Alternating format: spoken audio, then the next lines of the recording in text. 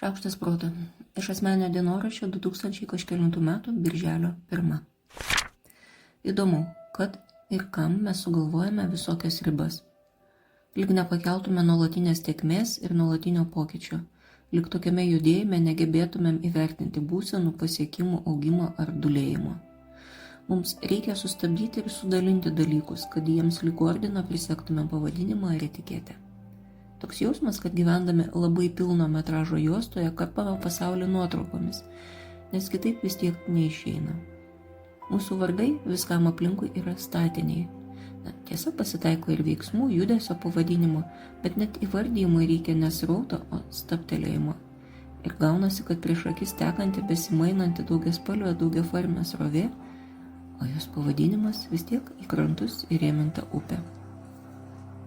Mums reikia laiko, kad pasakytumėm jau vasara, amžiaus, kad pasakytumėm jau užaugo, ar kilometrų, kad pasakytumėm jau atkeliavau. Ir pats veiksmas, procesas, transformacija lieka kažkur tarp pirštų. Čia viduje girdžiu nuoširdų kvatojimą. Esu nupiešusi tiek daug procesų schemų, kurie yra grandinėlė sustabdytų veiksmų ir jų sąveikų, o aš vis tiek ieškau kažko, kas kinta šioje pilno metražo filmo nuotraukoje. Čia taip pat prisimenu, kaip suvokiu kai kurios savo sapnus, arba kaip poterišką judančią nuotrauką, kur visa istorija įvyksta akimirksniu. Ir laiko išmatavimas čia nulinis. Arba su begaliniu laiku, kai viskas kartojasi ir kartojasi.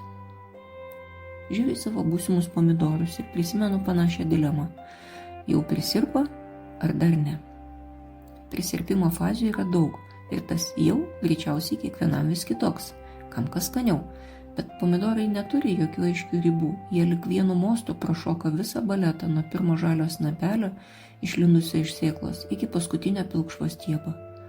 Aišku, kad yra, kai dar nesimato pirmų lapų, kai dar nėra pirmo žiedo, kai dar nėra spalvoto vaisiaus, bet jeigu tik pabandai pažiūrėti iš arčiau, ribos išskysta ir išsiskleidžia vėduoklė pasiūlydamas daugiau ribų, kol galva perkaista.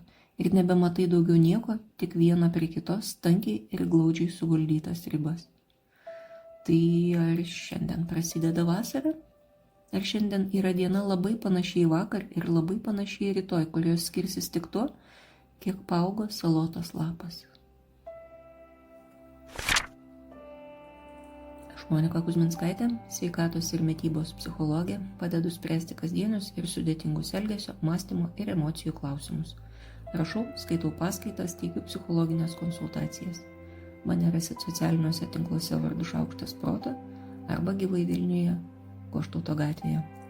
Rašykit man asmeninę žinutę socialiniuose tinkluose arba elektroniniu paštu adresu šaukštas.proto@gmail.com. Taikos ir ramybės.